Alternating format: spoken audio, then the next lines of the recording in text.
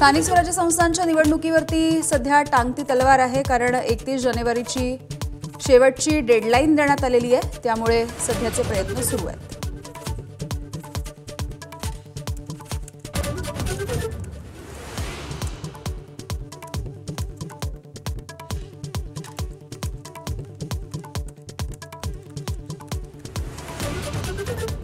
फोडाफोडी, नाराजी आणि महायुतीमध्ये कुरबुरी सध्या सुरू आहेत। काल फडणवीसांनी घेतलेल्या कॅबिनेटच्या बैठकीवरती शिंदेंच्या शिवसेनेच्या नेत्यांनी बहिष्कार टाकल्याची देखील माहिती मिळते।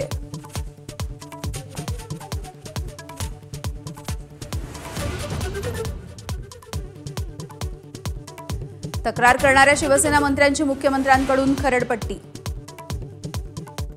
नांदेडमधल्या लोहा नगर परिषदेच्या निवडणुकीमध्ये एकाच कुटुंबामधील 6 जणांना उमेदवारी।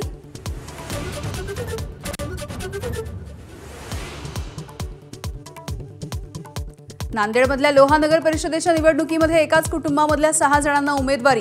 पक्षामध्ये घराणेशाही चालत नाही म्हणणाऱ्या भाजपकडून एकाच घरामधल्या 6 जणांना तिकीट।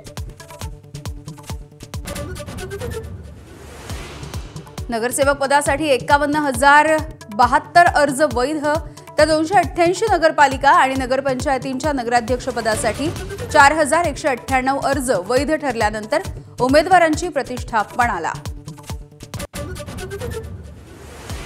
दिल्ली स्फोटाच्या प्रकरणी फरीदाबादमधील अल फलाह विद्यापीठ रडारवर। विद्यापीठाचा संस्थापक जवाद सिद्दीकीला ईडीकडून मनी लॉन्ड्रिंगच्या प्रकरणी अटक।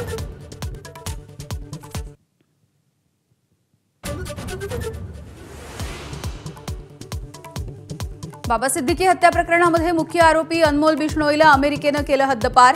आज दिल्लीमध्ये येताच भारतीय यंत्रणा अनमोलला ताब्यात घेणार।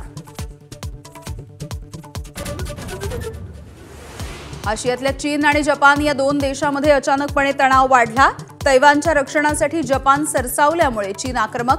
दोन्ही देशांमध्ये दाटले युद्धाचे ढग।